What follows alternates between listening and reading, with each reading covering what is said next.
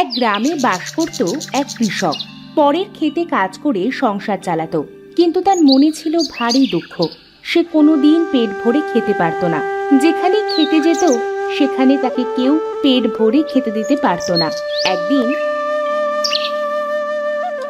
গিন্নিমা, আমাকে আর একটু দেন, আমার যে পেট এখনো ভরে নাই। তোকে আর খেতে দিতে পারবো না।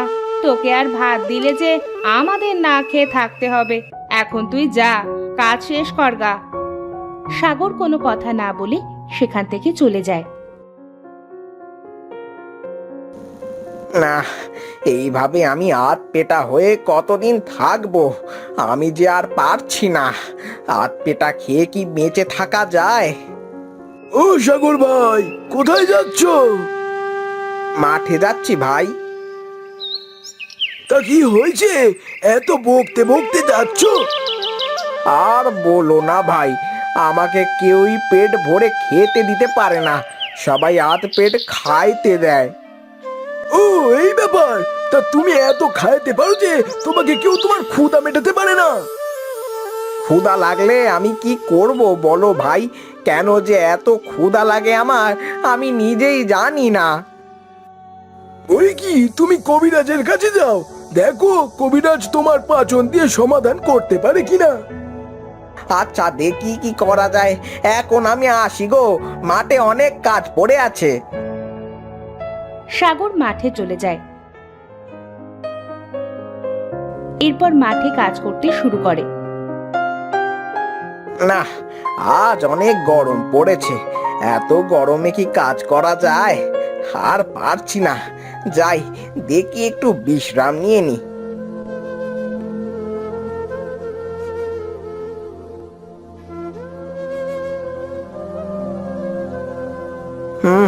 ঘুম পাচ্ছে মনে হচ্ছে।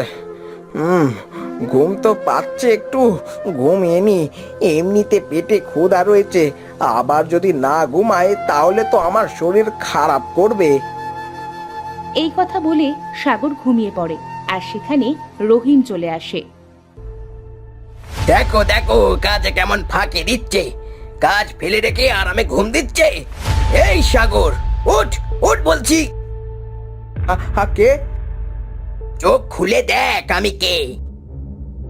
ও বাবু, আপনি আপনি কখন আসলেন? কাজে ফাঁকি দেওয়া হচ্ছে, বলি খাবি বেশি বেশি আর কাজ করবি কম। কই আমি বেশি খাই? আপনারা তো আমায় পেট ভরে খাইতে দিতে পারেন না, সব সময় আধ পেটা করে রাখেন। তুই তো রাক্ষসের মতো খাস, তোকে আর রাখবো না কাজে। খাবি বেশি বেশি, কাজ করবি কম, এমন লোক আমার দরকার নেই। বাবু, আমি এখন কি করব? কোথায় যাব কাজ না দিলে? তা আমি কি জানি, তোকে আর আমার বাড়িতে কাজ করতে হবে না। এখন আমি কি করব? কোথায় যাব? কে আমায় খাইতে দিবে? না, এই গ্রামে আর থাকবো না, আমি অন্য গ্রামে চলে যাব আজই। এই বলে সাগর অন্য গ্রামের উদ্দেশ্যে রওনা দেয়। হাঁটতে হাঁটতে সন্ধ্যা লেগে যায়। এ কি, সন্ধ্যা হয়ে গেল যে! এখন আমি কি করব? এখনো তো অনেকটা পথ বাকি রয়েছে। এই জঙ্গলের ভেতর তো ভয় ভয় লাগছে। না, আজ এখানে রাতটা কাটিয়ে দিই।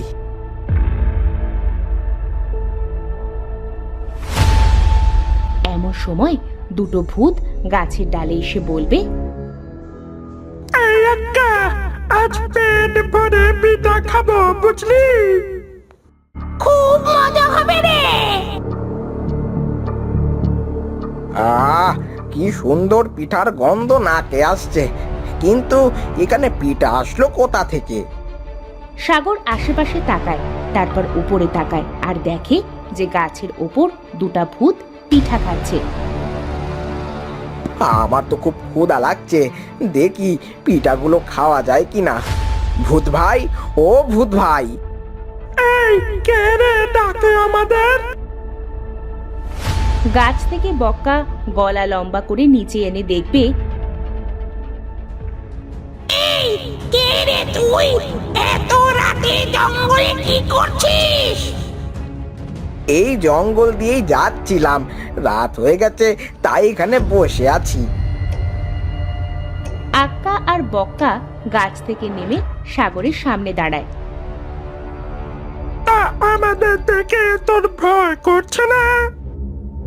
ভয় কেন ভয় করবে? আমার না খুব ক্ষুধা লাগছে, আমাকে কি পিঠা খাইতে দিবে? পিঠা কি দেব? আমরা তো এখন তোর ঘাড় মটকাবো।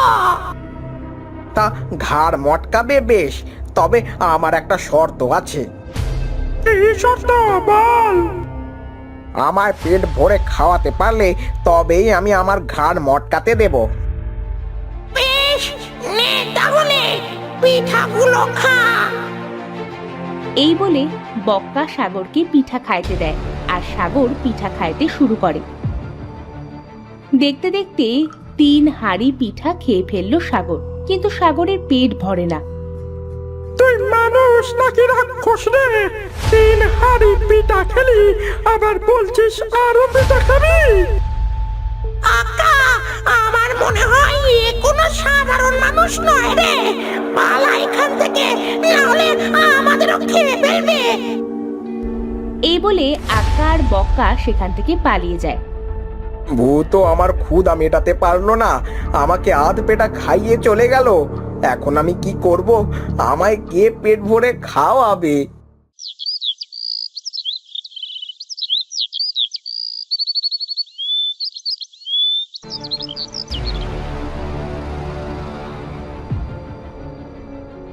এই বলো, আজ শুনলাম জমিদার বাড়িতে নাকি ভোজ খাওয়াবে।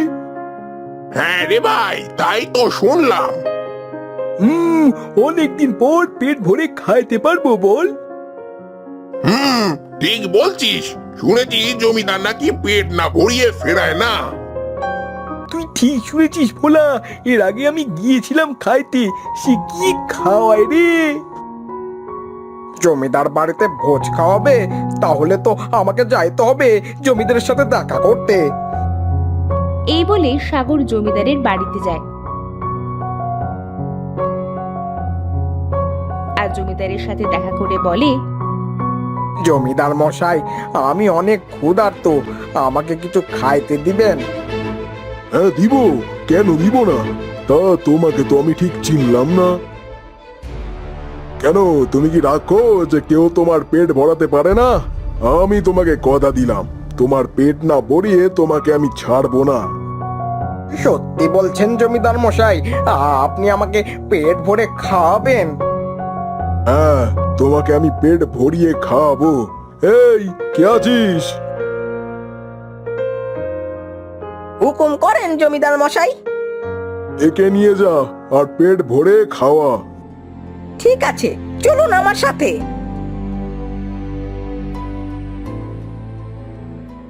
আপনি এখানে বসেন, আমি আপনার খাবারের ব্যবস্থা করছি।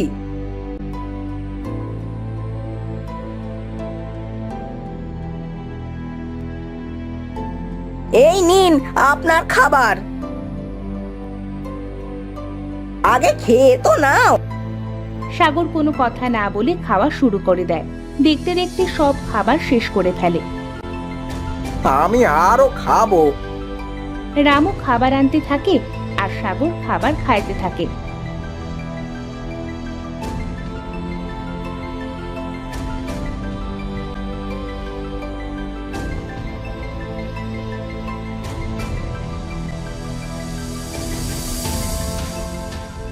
এ কি রে বাবা, 20 জনের খাবার একাই খেয়ে ফেললো, আরো খাবার খেতে চায়। এই বলে সে জমিদারের কাছে ছুটে গেল। কি রে, এইভাবে হাঁপাচ্ছিস কেন? ওই লোক একাই 20 জনের খাবার খেয়ে ফেলেছে, এখন আরো খাবার খাইতে চায়। কি বলছিস? চল তো দেখি। জমিদার আর রামু সাগরের কাছে আসে। জমিদার মশাই, আমার পেট এখনো ভরে নাই। 20 জনের খাবার একাই খেলে তাও তোমার পেট ভরেনি? না জমিদার মশাই, এটাই তো আমার দুঃখ, এই জন্য কেউ আমাকে কাজ দেয় না। বুঝলাম, তবে আমি তোমাকে কথা দিয়েছি, আমি তোমাকে পেট ভরে খাওয়াবো। সেই কথা আর খিলাপ আমি করব না। তুমি একটু বিশ্রাম করো, আমি তোমার খাবারের ব্যবস্থা করছি। এই বলে জমিদার সেখান থেকে চলে যায় আর সাগর সেখানেই শুয়ে পড়ে। রামু শোন, তুই একবার সাধু বাবার কাছে যা তো, আর বলবি আমি তাকে ডেকে পাঠিয়েছি। ঠিক আছে জমিদার মশাই। রামু সাধুর বাড়িতে যায়।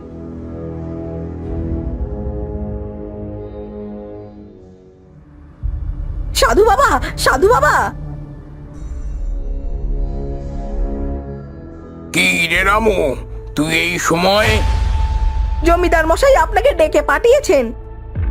ও আচ্ছা, চল তাহলে।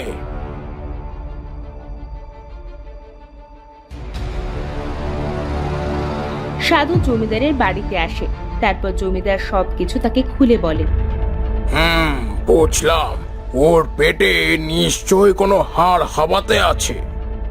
হাড় হাবাতে? সেটা আবার কি? হাড় হাবাতে হলো এক ধরনের ভূত, যার কখনো পেট ভরানো যায় না। এখন কি উপায়? আমি যে ওকে কথা দিয়েছি ওর পেট ভরে খাওয়াবো, আর আপনি তো জানেন আমি কারোর কথার খেলাপ করি না। আমি জানি একটা উপায় আছে, সেটা হলো 2 বালতি নিম পাতার রস এবং 3 বালতি করলার রস বানান এবং তা ওকে খাওয়ান। ঠিক আছে। এ কি ধরনের খাবার? এই খাবার খেলে আজ থেকে তুমি আধ পেটা থাকবে না। ঠিক আছে, দিন তাহলে। সাগর নিম পাতার রস আর করলার রস খেয়ে নেয়। তখনই তার পেট থেকে হাড় হাবাতে বেরিয়ে আসে। মরে গেলাম রে, মরে গেলাম। এই কেউ কেউ আমাকে নিম পাতার রস খাওয়ালো। আমি তোকে নিম পাতার রস খাইয়েছি, এখন জানে বাঁচতে চাইলে এখান থেকে পালিয়ে যা, আর এর শরীরে কোনোদিন প্রবেশ করতে পারবি না। আমার ঘাত হয়েছে, আমি আর কোনোদিন কোনো মানুষের পেটে যাব না। নিজে বাঁচলে বাপের নাম। এই বলে হাড় হাবাতে চলে যায়। এখন থেকে আর তুমি আধ পেটা থাকবে না। আপনি সত্যি বলছেন? হ্যাঁ, আমি সত্যি বলছি। রামু, যা ওর জন্য খাবার নিয়ে আয়। এরপর রামু খাবার আনে আর সেটা সাগরকে খেতে দেয়। খাবার খাওয়ার পরে সাগর বলে, আহ, কি শান্তি! পেট ভরা থাকলে সবকিছুই শান্তি লাগে। ধন্যবাদ জমিদার মশাই, আপনাকে আমায় পেট ভরে খাওয়ানোর জন্য।